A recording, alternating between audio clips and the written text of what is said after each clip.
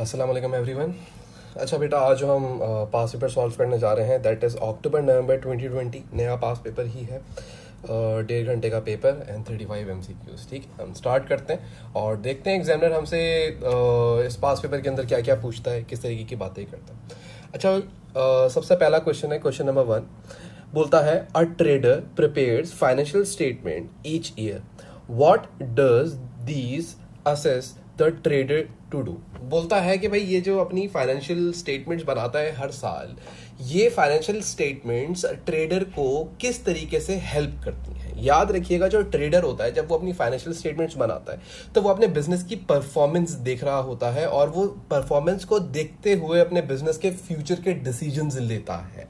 ठीक है, तो ये इसका एक बेसिकली समझ लीजिए एक तरीका है, या ट्रेडर जो है वो बेसिकली फ्यूचर अपने बिजनेस का फ्यूचर डिसीजंस के लिए देखने के लिए कि उसको क्या बेहतर करना है या क्या अच्छा करना है, क्या बुरा करना है अपने कारोबार के अंदर, तो वो देखने के लिए अपनी तमाम फाइनेंशियल स्टेटमेंट्स बनाता है। सही, तो इसके अंदर अगर हम आंसर देखें तो पहला यहाँ पे लिखा हुआ है to calculate the amount owing to credit suppliers. नहीं, जरूरी नहीं है। टू कैलकुलेट कैश ड्रॉइंग्स, जरूरी नहीं है, अलग से पता लग सकती है, इसके लिए पूरी फाइनेंशियल स्टेटमेंट की जरूरत नहीं है। To check the bank statement balance, जरूरत नहीं है, कैश बुक आपके पास मौजूद होती है। So the correct answer is make decision about the future. तो ये फ्यूचर का डिसीजन देख रहा होता है। अच्छा भाई, फिर उसके बाद आगे बोलता है what question number 2, what is not an example of book keeping entry. अच्छा, अब बुक कीपिंग एंट्री का मतलब क्या है? वो जनरल एंट्रीज को बुक्स ऑफ प्राइम एंट्रीज के अंदर रिकॉर्ड करने को बुक कीपिंग कहा जाता है। बुक कीपिंग का मतलब क्या है कि मैं अपनी जो भी मेरी नॉर्मल फाइनेंशियल ट्रांजेक्शन्स है, मेरे बिजनेस की जो भी नॉर्मल फाइनेंशियल एक्टिविटीज है, मैं उनको क्या करूंगा, उनको मैं बुक्स ऑफ प्राइम एंट्रीज के अंदर रिकॉर्ड करूंगा और उसको हम बुक कीपिंग कह रहे होते हैं। उसको हम क्या कहते हैं? बुक कीपिंग कहते हैं।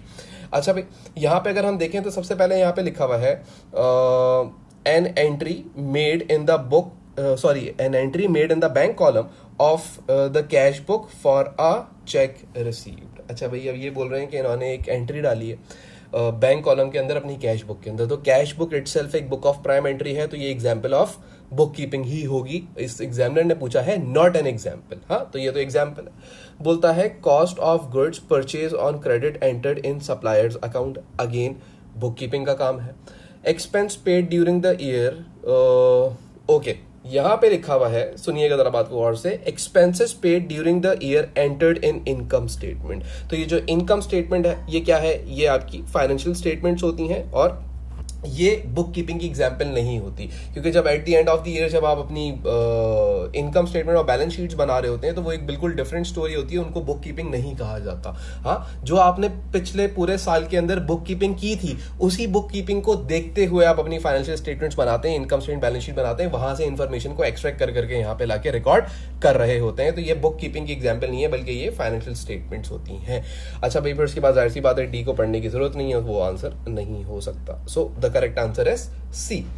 आगे बात करते हैं क्वेश्चन नंबर 3 के अंदर। क्वेश्चन नंबर 3 के अंदर बोलता है the following balances appeared in Hussain's books. अच्छा, कुछ बैलेंसेज हैं। पहले फिक्चर्स दे दिया, एक नॉन करंट एसेट है। इन्वेंट्री दे दिया, एक करंट एसेट है। ट्रेड रिसीवेबल्स दे दिया, करंट एसेट है।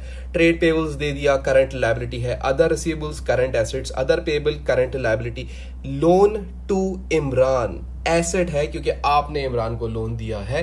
आपने इमरान से लोन लिया होता, लोन फ्रॉम इमरान होता, तो फिर आपकी वो लायबिलिटी बन जाती है। अभी तो आपने उसको दिया हुआ है, तो आप इमरान से पैसा रिसीव करोगे, आपका रिसीवेबल है। बैंक ओवरड्राफ्ट एक करंट लायबिलिटी है आपकी। बोलता है what was the total of the liabilities. तो भाई हम आपको बता चुके हैं कि ट्रेड पेबल एक लायबिलिटी है आपकी, अदर पेबल एक लायबिलिटी है और एक बैंक ओवरड्राफ्ट आपकी एक लायबिलिटी है। इट मीन्स के 4500 प्लस 300 प्लस 1400, तो आप इन सबको जब आपस में ऐड कर लोगे तो आपको पता लग जाएगा कि आपकी टोटल लायबिलिटीज जो है वो है तो कितने की है। ठीक है, इसके अंदर हम लोग कैलकुलेट कर लेते हैं। सो एक सेकेंड, ओके, सो 4500 प्लस, कैलकुलेटर पे आप भी करें साथ साथ, 300 प्लस 1400 मैंने अपने कैलकुलेटर पे लिखा तो मेरे पास आंसर आ रहा है 6200 मेरे पास आंसर है। इसका मतलब आंसर जो करेक्ट है वो कौन सा है, बी है। बी एक करेक्ट आंसर आ गया 6200। अक्सर बस मेरे ख्याल से बच्चे को इसमें प्रॉब्लम हो रही होगी। लोन टू इमरान तो यार बड़ी नॉर्मल सी बात है, आपने लोन दिया है, अगर तुम किसी को लोन दोगे तो वो लायबिलिटी थोड़ी है, वो तो तुम्हारा एसेट है। मैं अगर किसी को पैसे देता हूँ उससे तो मैंने पैसे लेने हैं, मेरा वो रिसीवेबल है भाई। अच्छा भाई आगे आते हैं, बोलता है नेक्स्ट क्वेश्चन के अंदर,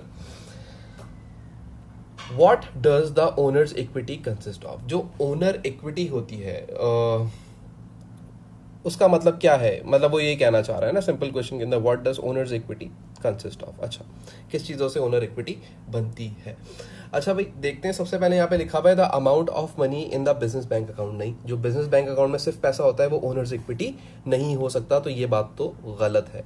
अगली चीज बोलता है the amount owed by the business to the owner. Yes this is the correct जवाब, क्योंकि ओनर्स इक्विटी का मतलब ओनर ने जो पैसा बिजनेस के अंदर इन्वेस्ट करा हुआ है। तो बिजनेस जितना भी पैसा ओ करता है ओनर के ऊपर, यानी कि कल को बिजनेस बंद होगा तो जितना भी पैसा बिजनेस ने ओनर को वापस करना है वो सारी उसकी ओनर्स इक्विटी है, ये उसका अपना पैसा है। सो this is the correct answer. उसके बाद भी दो पढ़ लेते हैं, the total of assets own by the business. नहीं, सिर्फ एसेट्स नहीं। फिर बोलता है the total of current assets less current liability, ये तो वर्किंग कैपिटल है। नहीं, सिर्फ वर्किंग कैपिटल भी नहीं, बल्कि जितना भी पैसा होगा, जितना भी पैसा होगा, the amount owed by the business to the owner, उसको हम क्या कहते हैं, ओनर्स इक्विटी कहते हैं। एंड ये क्वेश्चन नंबर 4 था, नॉर्मल सा सवाल है यार ये तो।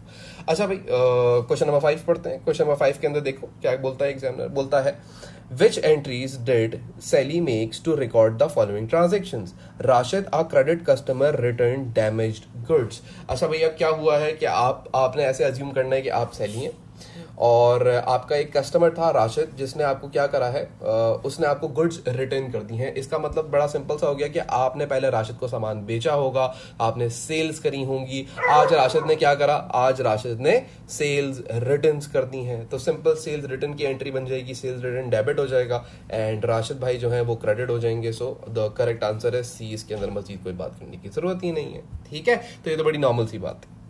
अच्छा ये इस टाइप का सर इतना आसान सवाल बच्चे से क्यों पूछता है एग्जामिनर, अक्सर और बेशतर बच्चों को प्रॉब्लम होती है, अगर उनकी बेसिक्स जो बेसिक अकाउंटिंग है ना, अगर उनकी वो कमजोर होगी ना, तो वो राशिद को समझेंगे कि राशिद सामान बेचता था सैली को, तो फिर वो परचेज रिटर्न की एंट्री बना देंगे। तो बस वो खाली कॉन्सेप्ट चेक कर रहा होता है आपका, डन।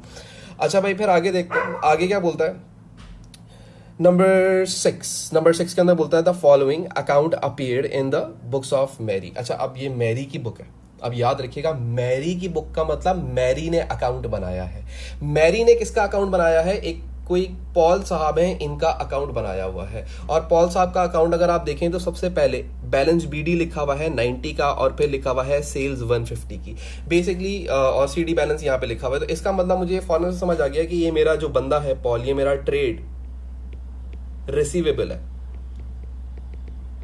यानी कि ये मेरा कस्टमर है। यानी कि जो मैरी है, अगर आप अपने आप को मैरी समझें तो यानी कि मैरी पॉल को सामान बेचती है, इसका मतलब ये है इस अकाउंट का। तो 1 अप्रैल की डेट को लिखा हुआ है बैलेंस बीडी, इसका मतलब मैरी ने कितने पैसे लेने थे पॉल से साल के शुरू में, ऑन 1 अप्रैल $90 लेने थे।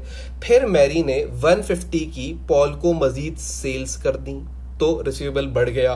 फिर उसके बाद पॉल ने $25 की वो सेल्स रिटर्न्स कर दी, तो फिर आपका जो रिसीवेबल है वो कम हो गया। पॉल ने कुछ पैसा दे दिया तो रिसीवेबल कम हो गया, डिस्काउंट आपने उसको दिया तो भी रिसीवेबल कम हो गया। अच्छा भाई अब यहां पे बोलता है विच स्टेटमेंट इज करेक्ट। पहली बात पढ़ते हैं, बोलता है on 1 April Paul owed Mary $90। ये तो बिल्कुल सही बात है, मैरी ने कितना पैसा लेना था पॉल से, $90 लेना था। तो पॉल जो है वो कितना ओ करता होगा मैरी को, $90 तो ओ करता होगा, ये तो बिल्कुल करेक्ट बात है। तो मेरे ख्याल से आंसर यही है। बाकी हम लोग पढ़ लेते हैं, पार्ट बी देख लेते हैं। पार्ट बी के अंदर बोलता है on 14 April Paul sold goods. नहीं, मैरी ने गुड्स बेची थी पॉल को, हाँ तो फिर ये बात गलत है।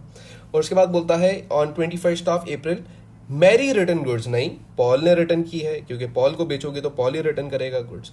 On 30 April Mary owed Paul 125। नहीं, इसका मतलब साल के आखिर में पॉल इतने पैसे ओ करता है, इतने पैसे मैरी ने पॉल से लेने होंगे, पॉल को मैरी को $125 देने होंगे। मैरी ओ नहीं करती, पॉल ओ करता है। तो ये भी इनकरेक्ट आंसर है। So which statement is correct? A statement is correct. उसके बाद आगे देखते हैं क्वेश्चन नंबर 7।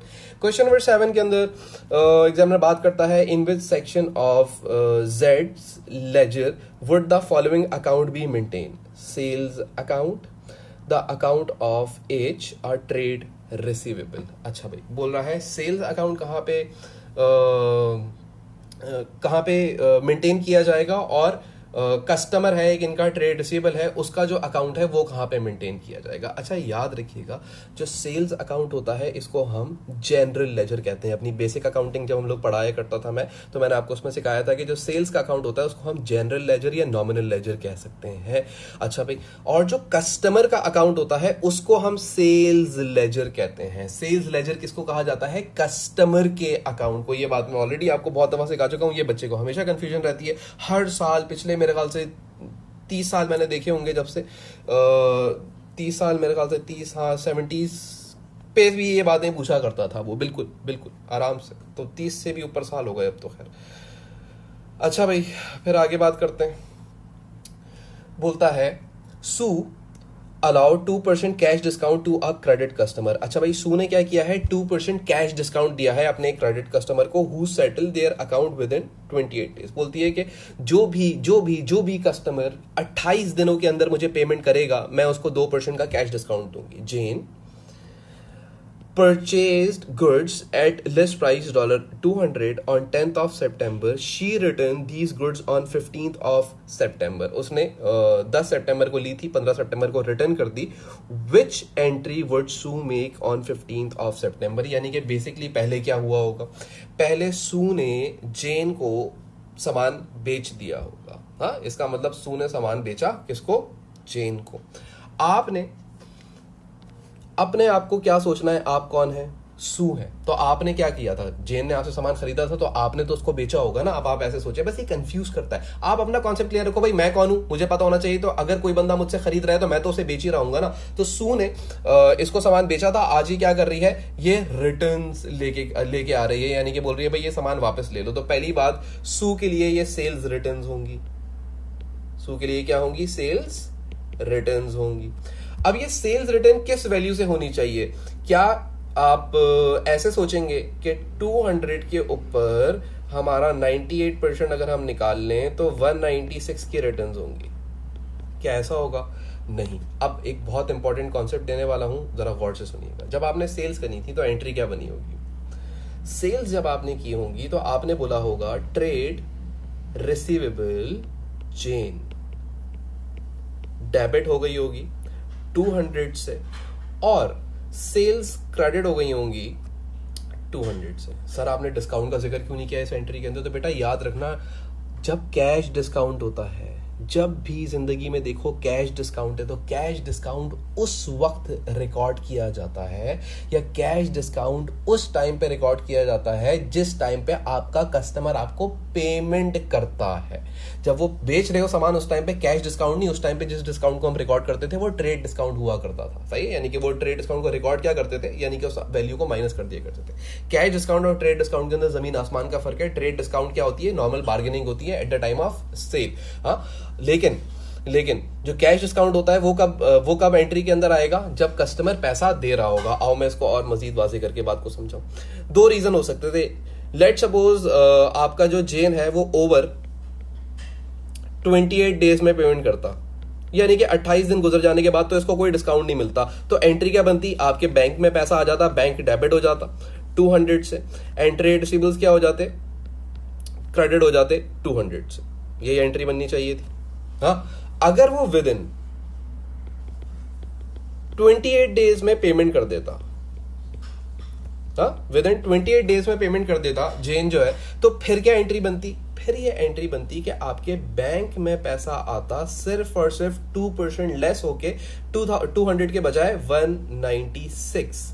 बाकी का आप उसको डिस्काउंट अलाउ कर देते $4 का, और ट्रेड रिसीवेबल पूरा कंप्लीटली खत्म कर दिया जाता 200 से। यानी कि डिस्काउंट जो कैश डिस्काउंट है उसका जिक्र किस एंट्री के अंदर आ रहा है? जिस टाइम पे आपका कस्टमर आपको पेमेंट कर रहा है उस एंट्री के अंदर इसका जिक्र किया जाता है। अच्छा, अब सवाल ये उठता है कि भाई यहां पे तो इसने जो सेल्स थी वो रिटर्न कर दी थी, तो अब क्या एंट्री बनेगी? तो भाई आप दोबारा से एग्जांपल को सोचें कि आपने जेन को सामान बेचा था 200 का, सेल्स करनी थी 200 रुपए की, नॉर्मल एंट्री, सेल्स रिटर्न हो गई, उसने पेमेंट नहीं दी बल्कि सेल्स जो सामान था वो वापस दे दिया। तो अब आप क्या करोगे? इस एंट्री को रिवर्स कर दोगे। कैसे रिवर्स करोगे? सेल्स डेबिट हो जाएंगी, हाँ, सेल्स डेबिट या सेल्स रिटर्न बोल दीजिए इसको, तो सेल्स रिटर्न डेबिट हो जाएंगी वही 200 से, एंड ट्रेड रिसीवेबल्स क्या हो जाएंगे? क्रेडिट हो जाएंगे वही 200 से। अब वो बोल रहा है कि भाई जेन इसको कहाँ रिकॉर्ड करेगी? तो सेल्स रिटर्न जर्नल के अंदर रिकॉर्ड करेगी। सेल रिटर्न जर्नल एक बुक ऑफ प्राइम एंट्री होती है, लेकिन किस अमाउंट से रिकॉर्ड करेगी? 200 की अमाउंट से। जिस बच्चे का कॉन्सेप्ट कमजोर होगा उसको सी और डी पार्ट के अंदर प्रॉब्लम हो जाएगी। लेकिन याद रखिएगा, जब भी कैश डिस्काउंट का जिक्र आए, तो जब कस्टमर आपको पेमेंट कर रहा होगा उस टाइम पे उसकी रिकॉर्डिंग की जाएगी। ये देखो, सही है? तो मेरे हिसाब से मैंने थोड़ा सा आपको इसको एक्सप्लेन कर दिया ताकि आपको और अच्छे से समझ आ जाए। So the correct answer is D. आगे बात करते हैं। आगे बोलता है 9, a transaction was posted to the wrong account of the same class. बड़ी सिंपल सी बात है, बोल रहा है एक ट्रांजेक्शन है जो कि आपने रॉन्ग अकाउंट में रिकॉर्ड कर दी, लेकिन उसकी क्लास सेम है। क्लास सेम का मतलब क्या है? वो एक रेवेन्यू एक्सपेंडिचर होगा, उसको एक और रेवेन्यू एक्सपेंडिचर ट्रीट कर दिया होगा, या एक कस्टमर होगा उसको एक और कस्टमर के नाम पे रिकॉर्ड कर दिया होगा। तो बेसिकली जो इस टाइप के एरर्स होते हैं, तो उन टाइप के एरर्स को एरर ऑफ कमीशन कहा जाता है। तो ये एरर्स के अंदर हम बहुत अच्छे से पढ़ चुके हैं, तो ये ए इसका आंसर है। बड़ा नॉर्मल से एक एमसीक्यू उसने इसके नीचे पूछ लिया था। आगे बात करता है, a motor vehicle expense $50 were incorrectly debited to the motor vehicle account. बोलता है कि एक मोटर व्हीकल का एक्सपेंस था, हाँ, यानी कि एक मोटर व्हीकल एक्सपेंस था। मोटर व्हीकल एक्सपेंस मतलब रेवेन्यू एक्सपेंडिचर, और उसको इन्होंने डेबिट कर दिया, debited to motor vehicle account. इसका मतलब इन्होंने एक रेवेन्यू एक्सपेंडिचर को कैपिटल एक्सपेंडिचर ट्रीट कर दिया। पहली बात ये, अगर एरर्स में पूछे तो ये एरर ऑफ प्रिंसिपल है, बट यहां पे बोलता है which journal entry to correct this error. कौन सी जर्नल एंट्री इसको करेक्ट करने के लिए बनाई जाएगी? तो भाई एक्सपेंस हुआ था तो आप मोटर व्हीकल एक्सपेंस को डेबिट कर देंगे, एमवी एक्सपेंस को डेबिट कर देंगे 50 से, एंड मोटर व्हीकल अकाउंट को आपने डेबिट कर दिया था गलती से, जो कि नहीं होना चाहिए था। अब आप उसको क्या कर देंगे? मोटर व्हीकल को $50 से क्रेडिट कर देंगे। सिंपल एंट्री बननी चाहिए। तो इसका आंसर मुझे तो ए में ही नजर आ गया, तो इसका आंसर 10 का ए होना चाहिए। तो this is the correct answer A. ठीक है, आगे बात करते हैं, नेक्स्ट एमसीक्यू देखते हैं। बोलता है Kate calculated her draft profit for the year 28,400। अच्छा, ड्राफ्ट प्रॉफिट मतलब ये एक ऐसा प्रॉफिट है जिसके अंदर कुछ गलतियां मौजूद हैं। She later discovered the following errors, और फिर उसने कुछ एरर्स देखे तो उसको पता लगा कि rent prepaid by Kate was understated by 1000, तो उसने प्रीपेड 1000 से कम रिकॉर्ड किया हुआ था। और उसके बाद फिर closing inventory was under valued bye 1500। तो बोलता है what was the correct profit. बड़ी नॉर्मल सी बात है, बड़ा सिंपल सा क्वेश्चन है। तो पहले आप देखें ड्राफ्ट प्रॉफिट कितने का था, डीपी लिख देता हूं मैं। ड्राफ्ट प्रॉफिट यानी कि 28,400 का था। इसने 1000 के प्रीपेड को अंडर स्टेट किया हुआ था। अच्छा, प्रीपेड्स को अंडर स्टेट कर दो तो प्रॉफिट्स क्या हो जाते हैं?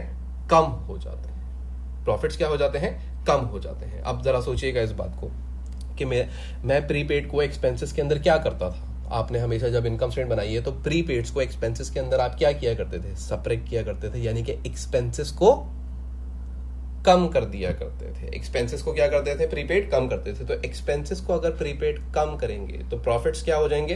बढ़ जाएंगे। अब यहां पे इसने क्या बोला हुआ है कि जो रेंट प्रीपेड था by Kate was understated by 1000, तो इसका मतलब इसने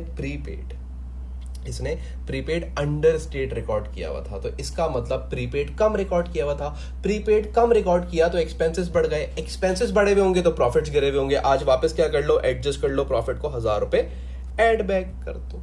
उसके बाद बोलता है क्लोजिंग इन्वेंट्री वाज अंडरस्टेटेड। अच्छा, क्लोजिंग इन्वेंट्री वाज अंडरस्टेटेड का मतलब क्या है कि आपकी जो क्लोजिंग इन्वेंट्री है आपने वो कम से रिकॉर्ड की हुई है। अच्छा, क्लोजिंग इन्वेंट्री प्रॉफिट के डायरेक्टली प्रोपोर्शनल है। अगर क्लोजिंग इन्वेंट्री कम कर दोगे तो प्रॉफिट भी कम हो जाएगा, और अगर क्लोजिंग इन्वेंट्री बढ़ा दोगे तो प्रॉफिट बढ़ जाएगा। अभी इसने अंडरस्टेट करी हुई थी, प्रॉफिट 1500 से कम हुआ होगा। आज क्या कर लो? 1500 रुपए से प्रॉफिट को बढ़ा लो तो हम इन दोनों चीज़ों को आपस में ऐड कर लेंगे। 28,400 प्लस 1,000 प्लस 1,500, तो ये मेरे पास आ रहा है 30,900 मेरे पास आंसर आ रहा है। सो this is the correct answer, 30,900। ठीक है, तो ये हम लोगों ने एक और आसान सा एमसीक्यू देखा। एमसीक्यूज आसान होते हैं यार, एमसीक्यूज में अगर आप ध्यान से पढ़ो, देखो जल्दबाजी करोगे तो बेटा फिर प्रॉब्लम में आओगे ना। आगे बोलता है a trader's bank statement showed a credit balance of 2940. The following item had not been entered in the cash book. एक बैंक इंटरेस्ट रिसीव हुआ था और एक क्रेडिट ट्रांसफर हुआ था, ये दोनों इसने कैश बुक में रिकॉर्ड नहीं किए हुए थे। बोलता है what was the debit balance in cash book before it was updated. आपको बैंक स्टेटमेंट रिसीव होती है, हाँ, बैंक स्टेटमेंट रिसीव होती है और बैंक बोलता है तुम्हारे बैंक के अंदर 2940 क्रेडिट बैलेंस है। क्रेडिट बैलेंस, अगर बैंक बोलता है क्रेडिट बैलेंस है, इसका मतलब पॉजिटिव बैलेंस है। ठीक है, क्योंकि बैंक और आपका ऑपोजिट एंट्रीज चल रही होती हैं। आप जमा करवाते हो तो आप डेबिट करते हो, बैंक अपने पास क्रेडिट कर लेता है। तो मैंने 100 रुपए जमा करवाए तो मैंने अपने पास तो डेबिट करे, लेकिन बैंक ने वही 100 रुपए अपने पास एज एन लायबिलिटी क्रेडिट करे होंगे, तो वो बोलेगा वली तुम्हारे 100 रुपए क्रेडिट हैं मेरे बैंक अकाउंट के अंदर, तो इसका मतलब मेरे 100 रुपए पॉजिटिवली वहां पे मौजूद हैं। ठीक है, तो अब यहां पे बोलता है बैंक स्टेटमेंट ऑफ 2940 क्रेडिट। ठीक है, बोलता है कि भाई ये दो चीजें हैं जो कि आपने अपनी कैश बुक में रिकॉर्ड नहीं की हुई थी, और इनको ना रिकॉर्ड करने से पहले आपकी कैश बुक का बैलेंस कितना होगा। तो भाई ये दोनों चीजें मैंने रिकॉर्ड नहीं की हुई थी, बैंक के अंदर रिकॉर्डेड है। बैंक में से मैं क्या करूंगा, देखूंगा कि बैंक इंटरेस्ट आया होगा तो मेरे बैंक अकाउंट का बैलेंस बढ़ा होगा, बिल्कुल बढ़ा होगा, लेकिन मेरी कैश बुक के अंदर ये बात रिकॉर्ड नहीं थी, तो मुझे कैश बुक का बैलेंस निकालना है, तो मैं इसमें से 70 क्या कर दूंगा, सबट्रैक्ट कर दूंगा। फिर ये क्रेडिट ट्रांसफर लिखा हुआ है, किसी कस्टमर ने डायरेक्टली मेरे बैंक अकाउंट में पैसे जमा करवा दिए, तो 280 2940 के अमाउंट में एडेड होगा। मुझे कौन सी अमाउंट निकालनी है, जो मेरी कैश बुक की अमाउंट होगी। कैश बुक में ये चीज मैंने रिकॉर्ड नहीं की हुई थी, तो 280 मजीद माइनस कर दूंगा। तो ये दोनों चीजें जब मैं सबट्रैक्ट करूंगा तो मुझे पता लग जाएगा मेरी कैश बुक का बैलेंस कितना है। ठीक है, तो हम यहां पे इसको निकाल लेते हैं, 2940 माइनस 70 माइनस 280, तो ये आ रहा है मेरे पास आंसर 2590 डेबिट बैलेंस। ठीक है, तो ये मेरी कैश बुक का बैलेंस आ गया 2590। तो क्वेश्चन नंबर 12 के अंदर इसका आंसर देख लेते हैं कहाँ है। पहला ही है 2590, सो this is the correct answer. ठीक है, आगे देखते हैं भाई अगला एमसीक्यू। अगले एमसीक्यू में बोलता है what is the purpose of preparing sale ledger control account. तो जो आपका सेल्स लेजर कंट्रोल अकाउंट होता है उसका पर्पस क्या होता है, बेसिकली उसके बहुत सारे पर्पस होते हैं। टोटल रिसीवेबल की अमाउंट बताता है, टाइम सेव करता है, फ्रॉड अवॉइड करता है या फ्रॉड करना मुश्किल बना देता है, and so forth. To identify irrecoverable debts, जरूरी नहीं है, तो ये बात बिल्कुल गलत है। To make fraud more difficult, yes, ये मुझे करेक्ट लगा। आगे भी पढ़ लेते हैं। To provide the total owed to trade payables, नहीं, टोटल रिसीवेबल्स बता सकते हैं। To show the total of cash and credit sales, नहीं, सिर्फ क्रेडिट सेल्स पता लगती हैं। सो द करेक्ट जो चीज इसके अंदर है, इन ऑप्शंस के अंदर है, वो बी ही है। आगे बात करते हैं, बड़ा नॉर्मल सा एमसीक्यू था ये। तो बोलता है George is preparing his purchase ledger control account, अपने सप्लायर्स का अकाउंट बना रहा है। बोलता है which information would be obtained from his general journal. तो याद रखिएगा जनरल जर्नल के अंदर कौन सी चीजें रिकॉर्ड की जाती हैं, मैं आपको बता चुका हूं। वैसी कोई करेक्टिंग एंट्रीज या फिर यूजुअली नॉन कैश एक्सपेंसेस जो होते हैं वो रिकॉर्ड किए जाते हैं, और जनरल जर्नल के अंदर कॉन्ट्रा एंट्रीज रिकॉर्ड की जाती हैं। ठीक है, तो यहाँ पे लिखा हुआ है सबसे पहली चीज contra entries with the sales ledger. So ये करेक्ट आंसर है। आपको पता है कॉन्ट्रा एंट्री क्या बनती थी? कॉन्ट्रा एंट्री का मतलब आप लोगों ने कंट्रोल अकाउंट का टॉपिक पढ़ा होगा, उसके अंदर एक एडजस्टमेंट आती थी जिसके अंदर वो सेट ऑफ की बात करता था, या बोलता था amount transfer from purchase ledger to sales ledger, या फिर ट्रांसफर की टर्मिनोलॉजी इस्तेमाल कर दिया करता था, या कॉन्ट्रा की टर्मिनोलॉजी इस्तेमाल कर लिया करता था। तो उसका मतलब क्या होता था कि दोनों अकाउंट आपस में एडजस्ट हो जाते थे। PLCA डेबिट हो जाता था एंड SLCA क्रेडिट हो जाता था। तो ये जो एंट्री है ये तो किसी भी बुक में नहीं जा सकती, ये तो कहाँ जानी चाहिए, सीधी सीधी एंट्री जनरल जर्नल में जानी चाहिए। तो ये कॉन्ट्रा एंट्री होती है। ये कौन सी एंट्री होती है? इसको हम बोलते हैं कॉन्ट्रा एंट्री। ठीक है, तो ये कॉन्ट्रा एंट्री है, तो कहाँ रिकॉर्ड की जाएगी? ऑब्वियसली जनरल जर्नल के अंदर रिकॉर्ड की जाएगी, और बाकी फिर आंसर नहीं हो सकते, तो हम डायरेक्टली उनको देखने की जरूरत भी नहीं है। ठीक है, अच्छा भाई, फिर आगे आ जाते हैं question 15, a trader debited the cost of repairing office equipment to office equipment account. Again दोबारा वही गलती कर दी, रिपेयरिंग का खर्चा था ऑफिस इक्विपमेंट की, उसने ऑफिस इक्विपमेंट के अकाउंट के अंदर डाल दिया। अब बोलता है कि भाई how did this error affect financial statement. Financial statement पे क्या इफेक्ट पड़ेगा यार, एक रिपेयर का खर्चा था, आपने उसको एक्सपेंस नहीं ट्रीट किया तो आपने अपने प्रॉफिट्स को क्या कर दिया होगा, ओवर स्टेट कर दिया होगा। अब या तो आंसर ए होगा या आंसर बी होगा, प्रॉफिट्स तो ओवर स्टेट हो जाएंगे। लेकिन ये रिपेयर का खर्चा था, लेट सपोज 5,000 का, ये 5,000 तुमने कहां पे ले जाके ऐड कर दिए, इक्विपमेंट के अंदर, तो अपने नॉन करंट एसेट को भी तुमने 5,000 से क्या कर दिया, ओवर स्टेट कर दिया। So the correct answer is B, simple. ठीक है, तो ये तो बड़ा आसान सा एमसीक्यू था। आगे देखते हैं, आगे बोलता है question number 16, Rashid provided the following information at 31st of December. तो ये यहाँ पे आपको कुछ इन्फॉर्मेशन प्रोवाइड कर रहा है। सबसे पहले बोलता है 31st ऑफ दिसंबर। अच्छा याद रखिएगा ये closing information, closing information. Machine at cost 52,000, provision for depreciation 23,000। ठीक है, बोलता है depreciation for the year is calculated 20% on cost. Okay, यानी कि SLM इस्तेमाल करता है, स्ट्रेट लाइन मेथड। ठीक है, अच्छा भाई, फिर आगे बोलता है after the statement of financial position was prepared it was found that a machinery repair of costing 2,000 had been debited to machinery account. बोल रहा है कि एक रिपेयर का खर्चा था मशीनरी की, और वो इन लोगों ने क्या कर दिया, वो अगेन डेबिट कर दिया मशीनरी अकाउंट के अंदर, यानी कि 2,000 रुपए से आपने अपनी मशीनरी को क्या किया हुआ था, इंक्रीज कर दिया था। 2,000 रुपए से अपनी मशीनरी को क्या कर दिया था, इंक्रीज कर दिया था। तो इसका मतलब इस 2,000 पे भी डेप्रिसिएशन चार्ज कर दी होगी आपने। तो ये जो वैल्यू आपके पास क्लोजिंग आ रही है, इसके अंदर एक्स्ट्रा डेप्रिसिएशन चार्ज हुई भी होगी।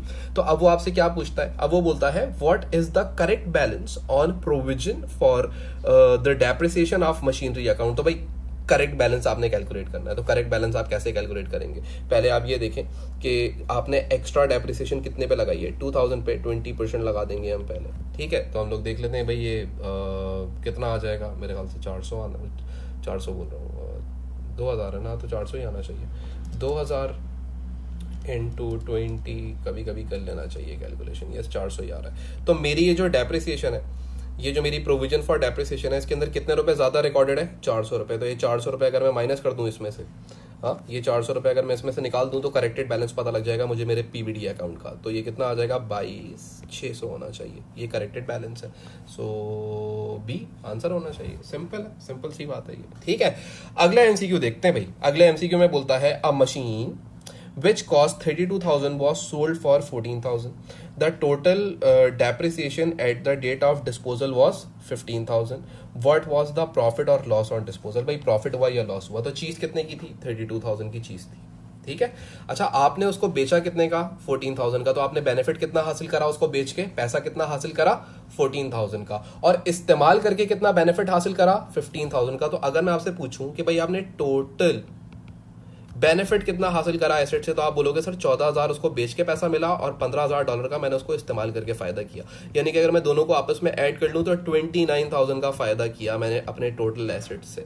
और एसेट खरीदा कितने का था, 32,000 का। तो एक चीज जो तुमने 32,000 की खरीदी और उससे फायदा तुमने खाली 29,000 का उठाया, तो 3,000 रुपए का तुम्हें क्या होना चाहिए, लॉस होना चाहिए। एक तरीका तो ये है। दूसरा तरीका क्या है, डिस्पोजल अकाउंट बना लो यार, जो आसान लगे वैसे किया करो। सो एसेट की कॉस्ट आ जाएगी 32,000 की, ये डिस्पोजल अकाउंट है, एसेट की कॉस्ट आ जाएगी, ठीक हो गया। फिर उसकी पीएफडी आ जाएगी, पीएफडी कितनी है 15,000, एंड देन बैंक में कितना पैसा आया, कितने का बिका, 14,000 का। तो अगर आप देखें तो आपका यहां पे लॉस आ जाएगा ऑन डिस्पोजल। ठीक है, वो भी 3,000 का आएगा। जैसे चाहो वैसे करो, 3,000 ही आंसर आना है। तो ये भी एमसीक्यू कर लिया, इजी सा था। आगे आते हैं, आगे देखते हैं। बोलते हैं भाई question number 18, Beena maintains a provision for doubtful debt 3% of trade receivables at the end of each financial year. At 1 September the provision for doubtful debt was 900। ठीक है, तो ये ओपनिंग बैलेंस दिया हुआ है प्रोविजन फॉर डाउटफुल डेट का। ठीक है, फिर आगे बोलता है on 31st of August the trade receivables amount to 48 42,800 with general entry Beena make at 31st। ठीक है, तो बोल रहा है कि भाई ये प्रोविजन की एंट्री बना के दिखाएं। अच्छा, सबसे पहले तो आप ये देखें कि आपके ट्रेड रिसीवेबल्स अभी कितने के हैं, 42,800 के हैं। कितना परसेंट प्रोविजन चार्ज करते हैं, 3% का प्रोविजन चार्ज करते हैं। तो करंट ईयर का पहले प्रोविजन कैलकुलेट कर लेते हैं। ठीक है, तो 42,800 इंटू 3 डिवाइडेड बाय 100, तो ये मेरे पास आ रहा है 1284। ठीक है, तो ये मेरा करंट ईयर का प्रोविजन आ गया, ये करंट ईयर का सीडी बैलेंस आ गया। अब मैं क्या करता हूं, लास्ट ईयर के बैलेंस को जो कि 900 था उसको करंट ईयर के बैलेंस से कंपेयर करता हूं और देखता हूं इंक्रीज हुआ है या डिक्रीज हुआ है। तो लास्ट ईयर 900 था, अभी 1280 हो गया, तो इंक्रीज हो गया। अब इंक्रीज हुआ तो कितने से हुआ, -900, 384 से इंक्रीज इन पीबीडी हो गया। और इंक्रीज इन पीबीडी आपके बिजनेस का एक एक्सपेंस होता है, तो इनकम स्टेटमेंट डेबिट हो जाएगी 384 से। एंड पीबीडी अकाउंट इंक्रीज हुआ है, प्रोविजंस जब भी बढ़ते हैं क्रेडिट होते हैं, तो 384 से क्रेडिट हो जाएंगे। तो ये डबल एंट्री बननी चाहिए, तो बना लेते हैं। लो भाई, पहले ही आंसर है, income statement debit and provision for doubtful date credit. ठीक है, अच्छा भाई गौर से देख लें इसको भी। फिर आगे बोलता है Nirmal. Okay, Nirmal sales 2 products, product G and product H. अच्छा, 2 प्रोडक्ट बेचती है। The following information is available about the inventory at the end of financial year. अच्छा, आप यहाँ पे प्रोडक्ट के नाम दिए हुए हैं, प्रोडक्ट के नंबर ऑफ यूनिट्स दिए हुए हैं, उनकी कॉस्ट प्राइस और उनकी एनआरवी आपको दी हुई है। अच्छा, अब हमें पता है कि भाई हम जब भी प्रोडक्ट की इन्वेंट्री की वैल्यू करेंगे या प्रोडक्ट की इन्वेंट्री वैल्यूएशन करेंगे तो हम लोअर ऑफ कॉस्ट या एनआरवी देखेंगे। अब जैसे कि आपके पास जी प्रोडक्ट है, तो जी प्रोडक्ट के आपके पास 1000 यूनिट्स हैं और उसकी कॉस्ट कितनी है, $2 है, और उसकी एनआरवी कितनी है, 2.5। तो इन्वेंट्री को वैल्यू किस वैल्यू पे करूंगा, $2 को मल्टीप्लाई करूंगा 1000 से। और जो यूनिट एच है मेरे पास या प्रोडक्ट एच है, उसके एच प्रोडक्ट के वो 800 यूनिट्स हैं और उसकी कॉस्ट है 1.5 एंड एनआरवी है 1.2। तो मैं इसको किसके ऊपर वैल्यू करूंगा, एनआरवी के ऊपर वैल्यू कर रहा होगा। खैर, आगे पढ़ते हैं सवाल को।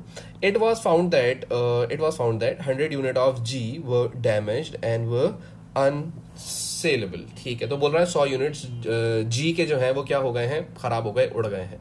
What was the total value of Nirmal's inventory. तो कुछ भी नहीं करना, पहले हम बोलेंगे जी के यूनिट्स जो हैं वो कितने बचे, सिर्फ 900 बचे, तो 900 यूनिट्स की इन्वेंट्री वैल्यूएशन होगी। अब $2 पे करूं या 2.5 पे, sir which ever is lower. तो लोअर कितना है, $2 है, तो ये आ जाएगा 1800।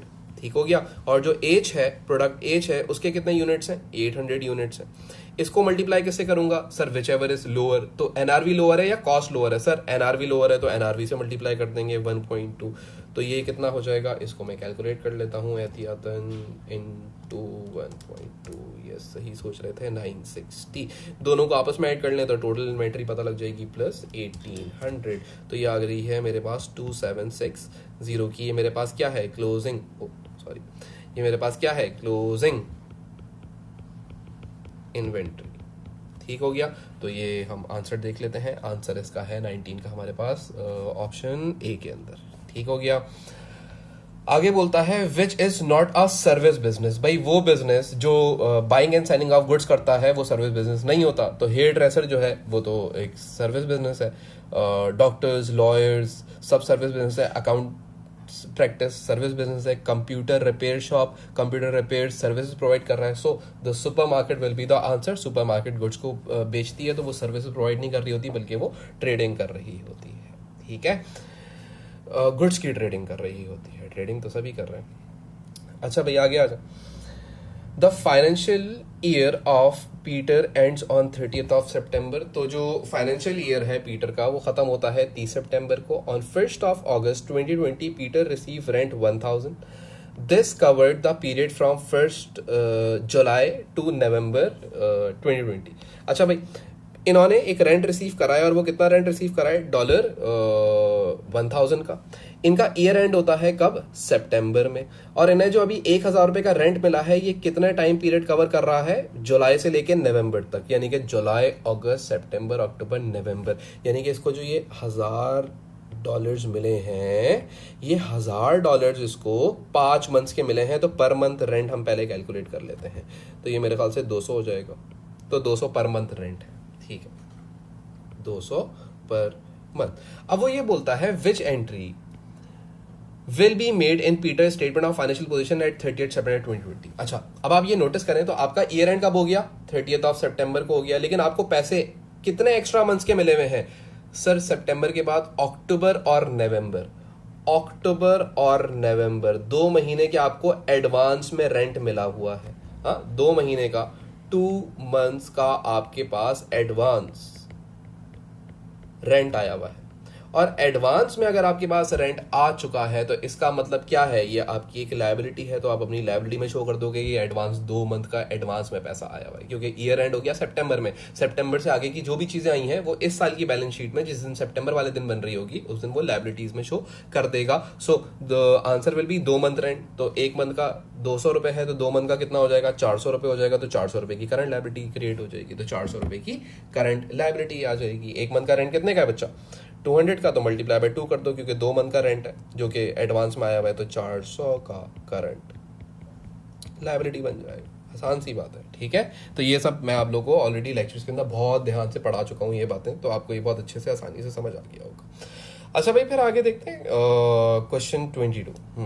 क्वेश्चन 22 के अंदर बोलता है in addition to a share of profit a partner receive interest on capital, a salary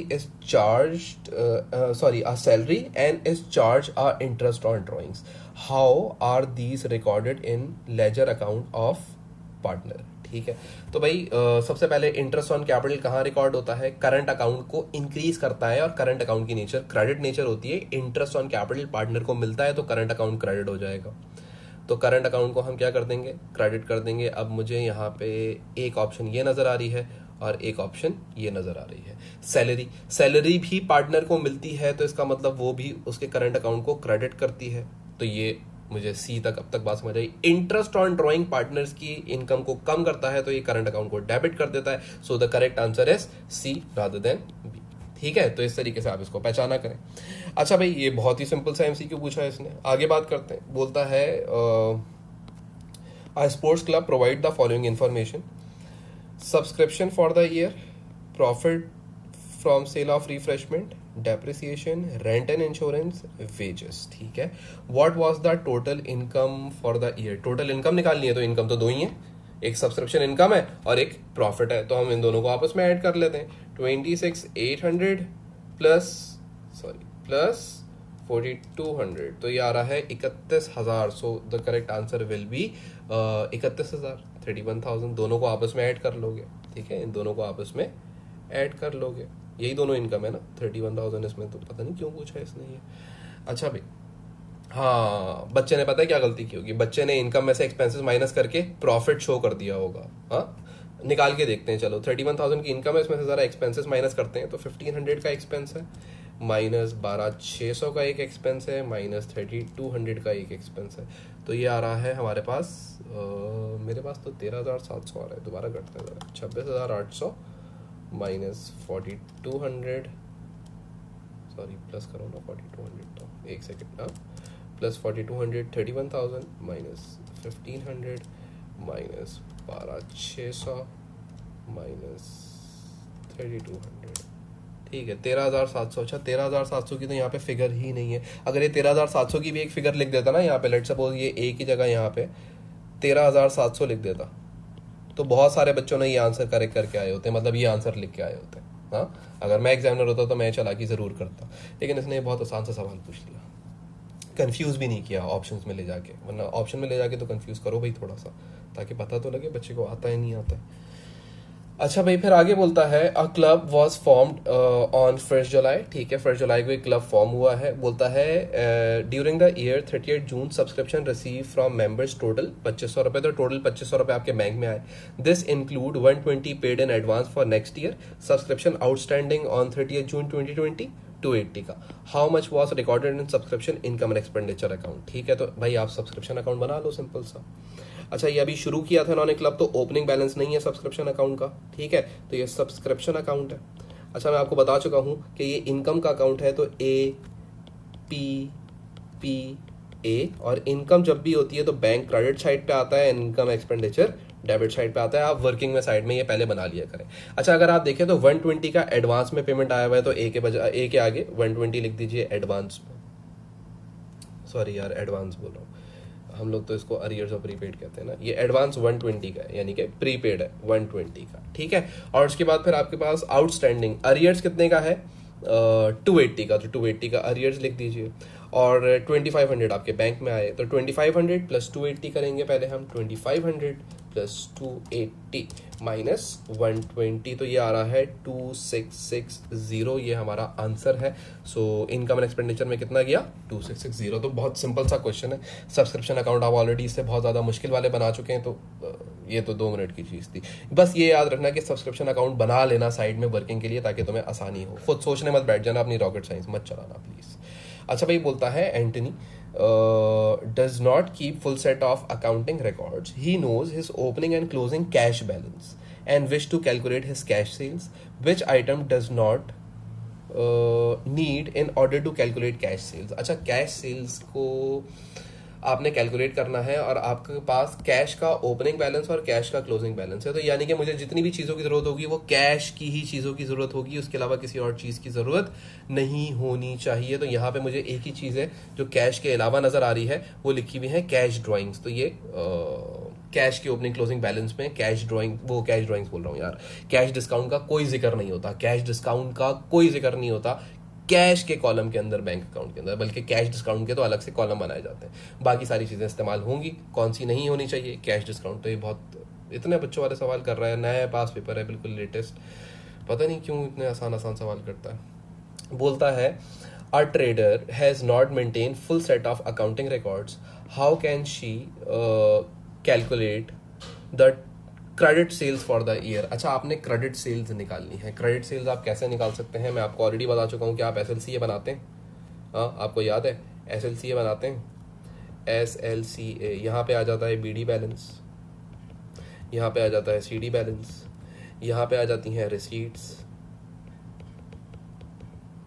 ठीक है, यहाँ पे आ जाते हैं डिस्काउंट्स, यहाँ पे आ जाते हैं बैड डेट्स, और यहाँ से आपको पता लग जाती हैं क्रेडिट सेल्स। इसका मतलब ये हो गया कि closing balance plus bad debts plus discount allowed plus receipts less opening balance, आपको पता लग जाएगा आपकी सेल्स कितने की हैं, ठीक है। तो अब यहां पे हम लोगों ने देखना है, ठीक है, पहले में लिखा हुआ है receipts from customer plus closing receivables minus discount allowed. ये बात गलत कर दी, माइनस डिस्काउंट अलाउड नहीं होगा, डिस्काउंट अलाउड भी तो प्लस होगा इसके अंदर, this plus this plus this, तो ये बात तो गलत है। दूसरे में लिखा हुआ है receipts from credit customer less closing, नहीं भाई क्लोजिंग ऐड होगा, यही बात गलत हो गई। फिर उसके बाद लिखा हुआ है receipts from credit customer less closing trade receivables less discount, बिल्कुल ही गलत बातें कर रहा है, ये भी बात गलत हो गई। फिर बोलता है receipts from customers plus closing trade receivables plus discount allowed less opening, yes this is the correct answer. देखो कितना आसान है, अगर आपको ये चीज याद होती, ये चीज आपके दिमाग में होती, तो ये कितना आसान सा MCQ था, ठीक है। फौरन से देखो यार, आपके फुल मार्क्स लाने से आपको कोई नहीं रोक सकता सिवाय आपके खुद के, बस इतनी सी बात याद रखना। ये सब तुम लोग को आता है, जितना पढ़ रहे हो ना एक एक चीज, बल्कि तुम लोग तो इसकी कहीं ज्यादा डिटेल में जाके पढ़ चुके हो, नेगेटिव बैलेंसेस तक भी पढ़ चुके हो, तो तुम लोग के लिए तो बहुत आसान होनी चाहिए ये बातें यार। अच्छा, आगे क्वेश्चन नंबर 27 है। बोलता है a trader made the following forecast for the business for next financial year, ठीक है, कुछ फोरकास्ट किया है उसने। सबसे पहले बोलता है एवरेज इन्वेंट्री है 80,000 रुपए की, रेट ऑफ इन्वेंट्री टर्नओवर है 6 टाइम्स, मार्कअप है 25%। What are the forecast sales for next financial year. बोला है सेल्स कैलकुलेट करके बताओ इस इन्फॉर्मेशन से। अच्छा, ये आपको इसने जो इन्फॉर्मेशन दी हुई है, ये रेट ऑफ इन्वेंट्री टर्नओवर, आपको याद होगा रेट ऑफ इन्वेंट्री टर्नओवर, इसका फॉर्मूला क्या होता था, cost of sales divided by average inventory, सही है। अच्छा, हम लोग पहले इसमें सारी चीजें पुट करते हैं। रेट ऑफ इन्वेंट्री टर्नओवर कितना दिया हुआ है, 6 टाइम्स दिया हुआ है।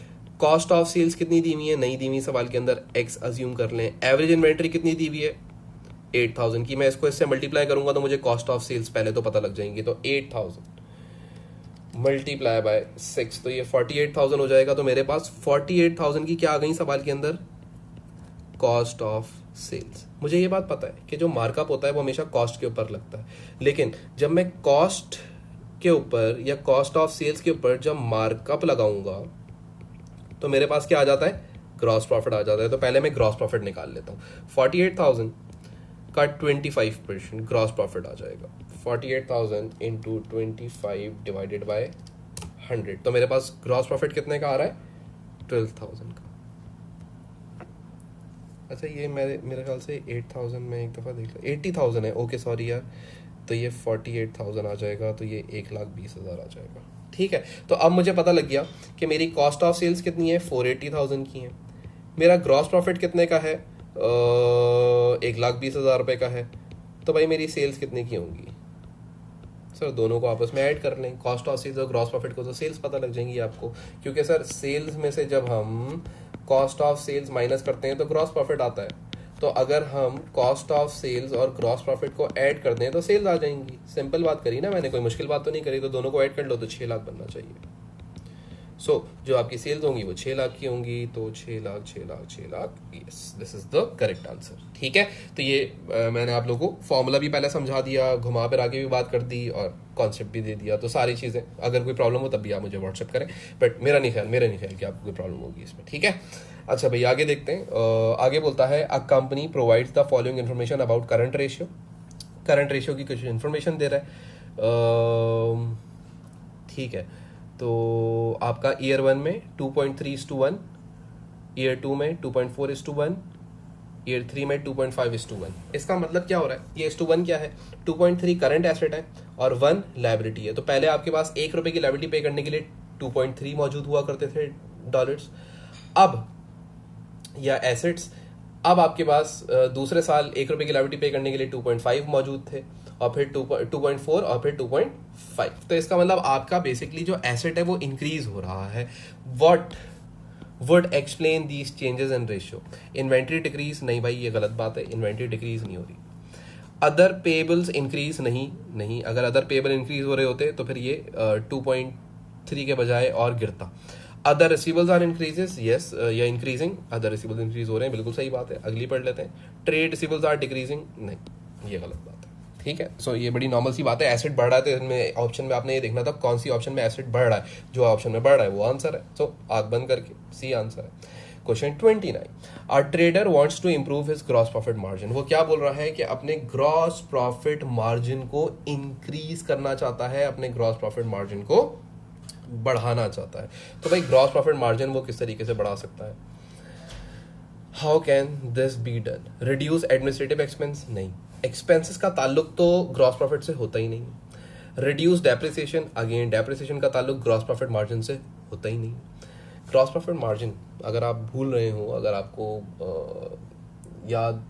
याद नहीं आ रहा हो, तो ग्रॉस प्रॉफिट मार्जिन क्या होता था, gross profit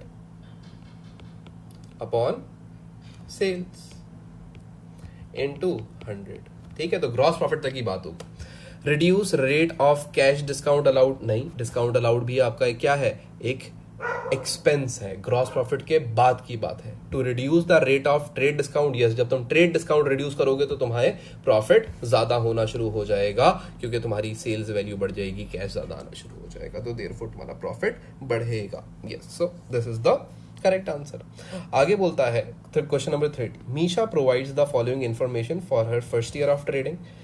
sales 1000 unit at $10, 10,000 रुपए की सेल करी थी।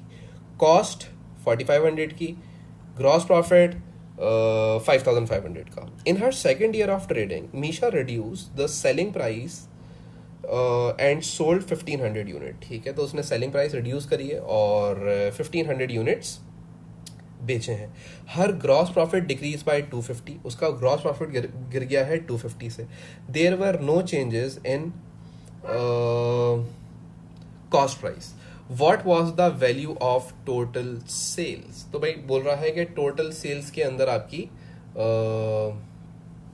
कितनी वैल्यू आएगी। ठीक है, तो हम लोग क्या करते हैं, हम लोग यहाँ पे लिखते हैं सबसे पहले सेल्स हमें नहीं पता, सेल्स को हम फिलहाल एक्स अज्यूम कर लेते हैं। कॉस्ट उसने बोला था कि कॉस्ट प्राइस यूनिट की अनचेंज है, यानी कि चेंज नहीं हुआ। तो इसने कितने यूनिट्स बेचे हैं इस साल इसने बेचे हैं 1500 यूनिट्स। हाँ, तो कॉस्ट प्राइस पहले कितनी थी 4.5 की, तो अब भी कितने की हो जाएगी 4.5 की ही रहेगी। तो 1500 को पहले कॉस्ट निकाल लेते हैं, 1500 इंटू 4.5, तो ये मेरे पास आ रहा है 6750, और इसका जो ग्रॉस प्रॉफिट है वो 250 से गिर चुका है, तो यानी कि 250 से अगर गिरा है तो 5250, ठीक है। तो ये इसका ग्रॉस प्रॉफिट है। तो अब हमें क्या करना है, सेल्स कैलकुलेट करनी है, तो सेल्स कैलकुलेट कर लेते हैं, दोनों को ऐड कर लो, 6750 प्लस 5250, तो ये मेरे पास आंसर आ रहा है 12,000 रुपये। तो कितने की सेल्स करी होंगी इसने, 12,000 रुपये की। अगर एग्जामिनर सवाल को थोड़ा सा और मुश्किल करता और बोल देता सेलिंग प्राइस बता दो, तो फिर कैसे बता दे? तुम्हें पता है कि 12,000 की सेल हुई है, कितने यूनिट बेचे हैं, 1500 यूनिट बेचे हैं, तो 12,000 डिवाइडेड बाय 1500, तो ये कितना आ रहा है $8, कितना आ रहा है $8, और पहले कितने में बेच रहा था 10, और इसमें सवाल में भी इसने क्या बोला था, इसने क्या की है, रिड्यूस की है सेलिंग प्राइस, तो रिड्यूस करके कितनी ले आया $8 की। ये भी पूछ सकता था बात आपसे, लेकिन उसने बड़ा आसान रखा कि डायरेक्टली सेल्स ही बता दो बेटा खाली, कि सेल्स कितने की है, सो 12,000 रुपये की सेल्स है। अगर वो सेलिंग प्राइस पूछ लेता तो $8 निकाल के बताते आप उसको, ठीक है। तो मैंने आपको मजीद थोड़ी सी आगे की बात भी कर दी इसके अंदर। आगे बात करते हैं। अच्छा भाई, आगे बोलता है AB limited and CD limited, अच्छा दो कंपनीज हैं, both started business on 1 January with an ordinary share capital of $1,00,000, ठीक है। Neither company had any debenture और loans, both company had same profit in 2019, ठीक है। दोनों कंपनी ने सेम प्रॉफिट किया, कोई इनका लोन वोन नहीं था, बस इन्होंने बिजनेस में जो शेयर इशू करे थे वो $1,00,000 के करे थे। Only AB limited paid dividends. The return on capital employed rose was calculated using the closing capital employed. Which statement about AB rose is correct when compared with the CD limited? अच्छा भाई, अब वो ये बोल रहा है कि आपने रिटर्न ऑन कैपिटल एम्प्लॉयड जो है को हमने कंपेयर करना है ए बी और सी डी के, ऐसे ही बोल रहा है, और बोल रहा है कौन सी स्टेटमेंट है जो करेक्ट है, ठीक है। अच्छा भाई, सबसे पहला आंसर बोलता है it is higher because the dividend reduce retained earnings. ये बात तो बिल्कुल सही है। आपके लेवल पे आके भी थोड़ा सा समझा देता हूँ बात को। देखो यार, एक चीज याद रखिएगा, जो डिविडेंड्स होते हैं, चलो इसको और आसान करके समझते हैं। दो कंपनीज थी, एक थी AB, एक थी CD। दोनों कंपनीज ने काम स्टार्ट किया, लेकिन एक कंपनी ने डिविडेंड्स दिए। अच्छा, आपको पता है डिविडेंड्स कहां से दिए जाते हैं? डिविडेंड्स दिए जाते हैं रिटेन्ड अर्निंग्स में से, और रिटेन्ड अर्निंग्स जो होती हैं वो आपकी कैपिटल एम्प्लॉयड का पार्ट होती हैं, ठीक है।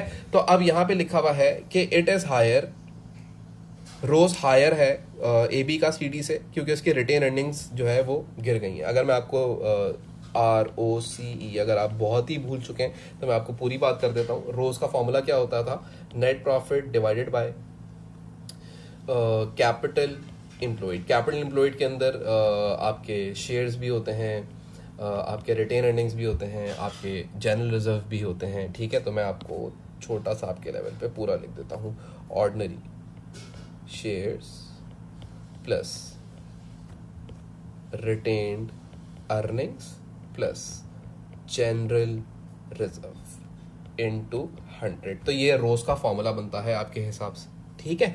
अब आपके हिसाब से जब ये रोज का फॉर्मूला है, तो रोज के फॉर्मूले के अंदर अगर आप देखें तो आपने डिविडेंड्स दिए तो आपके रिटेन अर्निंग्स क्या हो गई होंगी, गिर गई होंगी, और जब भी डिनोमिनेटर गिरता है तो परसेंटेज बड़ी आती है। तो इट इज हायर, जो आपका रोज आया वो हायर आया। क्यों हायर आया? क्योंकि आपका रिटेन अर्निंग्स गिर चुका था, तो ये बात सही है, ठीक है। और it is lower because dividend reduce capital employed, ये बात गलत है। कैपिटल एम्प्लॉयड को रिड्यूस जरूर करते हैं, लेकिन रोज को रिड्यूस नहीं करते। It is lower because dividend reduce profit for the year, अजीब सी बात है, ऐसा कुछ नहीं होता। It is the same as the CD limited, नहीं, इसकी रिटेन अर्निंग्स कम हुई है तो फिर इसके रोज भी इंक्रीज हुआ होगा, ठीक है। So the correct answer is a, ठीक है। तो इसको जरा गौर से देख लेना। और ये दो डिफरेंट कंपनीज थी, वो बोल रहा था कि रोज को कंपेयर किया है, रिटर्न ऑन कैपिटल एम्प्लॉयड को कंपेयर किया है, तो क्या हुआ होगा? तो जाहिर सी बात है, जिस कंपनी ने डिविडेंड दिया होगा उसका रिटर्न कैपिटल एम्प्लॉयड ज्यादा आया हुआ होगा। अच्छा भाई, आगे बोलता है विच, सुनना, which interest interested party use financial statement of a business to assess current performance and make future plan।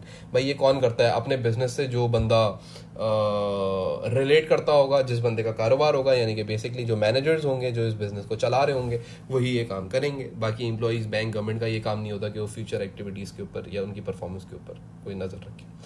अच्छा भाई आगे बोलता है the special skill of employees are not recorded in financial statement. बोल रहे हैं कोई स्पेशल स्किल हो तो उसको फाइनेंशियल स्टेटमेंट में हम रिकॉर्ड नहीं कर सकते। Which accounting principle is being applied. याद रखिएगा, हमेशा याद रखिएगा, आपका एम्प्लॉय हो, भले उसकी मोटिवेशन 100% हो, भले वो बहुत बहुत लगन से काम करता हो, लेकिन आप उसकी उस मोटिवेशन को या आप उसकी उस लगन को रिकॉर्ड नहीं कर सकते क्योंकि उसकी कोई मॉनेटरी वैल्यू नहीं है। आप उसकी कोई वैल्यू या उसकी कोई कीमत नहीं लगा सकते। तो जिस चीज़ की आप कोई कीमत नहीं लगा सकते या किसी भी चीज़ की आप कीमत कैलकुलेट नहीं कर सकते, उसको अकाउंटिंग में रिकॉर्ड करना मना है। तो ये कौन सा कॉन्सेप्ट कहता है? Money measurement. नाम से ही समझ आ रहा है, जिसकी मनी मेजर ना कर सकें उसको रिकॉर्ड नहीं कर सकते। तो ये 33 है। आगे बात करते हैं, how can a business comply with the accounting principle of prudence. तो भाई प्रूडेंस कॉन्सेप्ट क्या कहता है कि एसेट्स को अवॉइड ओवर स्टेटिंग, बिल्कुल सही बात है, अवॉइड ओवर स्टेटिंग, ये दो बातें तो सही है। लॉसेस को अवॉइड ओवर स्टेटिंग, अवॉइड अंडर स्टेटिंग। जाहिर सी बात, अपने लॉसेस को अंडर स्टेट ना करें और एसेट्स को ओवर स्टेट ना करें। So the correct answer is B. Simple सी बात है, ठीक है। तो ये हमें ऑलरेडी पढ़ चुके हैं, तो इसमें तो कोई मसला नहीं। नेक्स्ट एमसीक्यू देखते हैं। नेक्स्ट एमसीक्यू बोलता है question 35, what is not an aim of international accounting standard. इनका कौन सा ऐसी बातों में से एम नहीं है? अच्छा जी, तो इनका कौन सा एम नहीं हो सकता है भाई? To ensure accounting standard in different countries agree. ये तो इनका एम है, ये तो इनका एम है कि हर कंट्री के अंदर सेम बात है। To establish an organisation to set standard in every country, नहीं, ये बात गलत है। स्टैंडर्ड जो है, इंटरनेशनल अकाउंटिंग स्टैंडर्ड है, वो कहते हैं भाई पूरी दुनिया के अंदर एक स्टैंडर्ड फॉलो होना चाहिए। ये उनका एम नहीं है कि हर मुल्क के अंदर अलग उनका स्टैंडर्ड होना चाहिए। आगे बोलता है part C, to make it easier to compare companies financial statement. Aim नहीं है, बेसिकली एम नहीं है। मतलब मैं उर्दू अजीब सी बोल रहा हूँ, मेरे ख्याल से चाहते वो हैं कि ये कंपैरिजन आसान हो, सही है, लेकिन नॉट एन एम, मतलब ये वाली नॉट बोल रहा हूँ कि ये नहीं है, सही। उसके बाद फिर पता नहीं उर्दू को क्या हो गया था। अच्छा, फिर उसके बाद बोलता है part D, to reduce the variety of accounting practice world wide. ये इनका एम है, बिल्कुल एम है ये, ठीक है। ये भी, सी भी इनका एम है, ए भी इनका एम है। जो इनका एम नहीं है वो क्या है कि हर कंट्री के अंदर अलग रूल नहीं होना चाहिए, बल्कि पूरी दुनिया में एक जैसा रूल होना चाहिए, जो कि ये लोग चाहते हैं। So this was your 2020 pass paper, ठीक है। आई होप तुम्हें अच्छे से समझ आया होगा, और तुम सब लोगों में से जिसको भी प्रॉब्लम हो प्लीज़ मुझे व्हाट्सएप करना। अगर किसी क्वेश्चन के अंदर मैं उसको दोबारा से भी एक्सप्लेन कर दूंगा, बट मुझे नहीं लगता कि ऐसी कोई खास प्रॉब्लम होगी, छोटी मोटी सबको होती है। जिन बच्चों को, जितनों को भी हो बस पूछ लेना, ठीक है। फिर इंशाल्लाह ताला नेक्स्ट क्लास में अगला पास पेपर करते हैं। अल्लाह हाफ़िज़।